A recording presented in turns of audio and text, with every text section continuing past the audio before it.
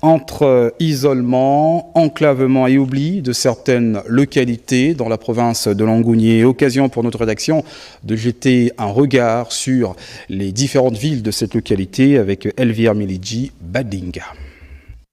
La tournée républicaine en direction de Mandji, Guétou, Mimongo et Malinga conduit le chef de l'État à la découverte du Gabon profond, l'arrière-pays véritable aux voies de communication en état chaotique tel que conçu à l'ère coloniale.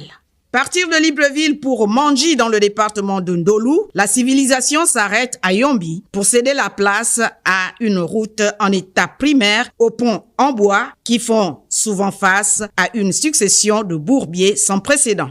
Pour se rendre à Guétou, dans le département de la Mouralaba, l'espèce de développement s'achève à Mouila pour emprunter le tronçon forestier qui sillonne les flancs des montagnes où seules les cimes des arbres sont perceptibles sur l'un des côtés. Dans ce lieu, les autorités administratives, au-delà d'être à leur lieu d'affectation, se retrouvent plutôt avec des bureaux à Mouila, cause trajet redoutable. Le PK0 de Dourouni à Mouila ouvre la voie à la route de l'impossible. Un qualificatif qui sied très bien à cette route qui mène à Mimongo, chef du département de Logulu, comme à Guétou. La pluie est au rendez-vous en toute saison avec l'argile, un bon ménage pour faire place en permanence aux bourbiers et aux ponts en état archaïque.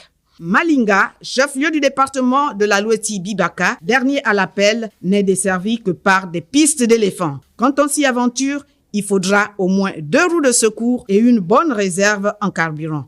Tout compte fait, c'est toujours à vos risques et périls.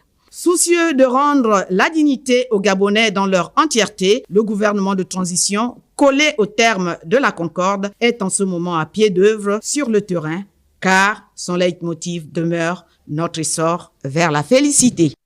Voilà, belle initiative de la part des autorités pour fluidifier le trafic.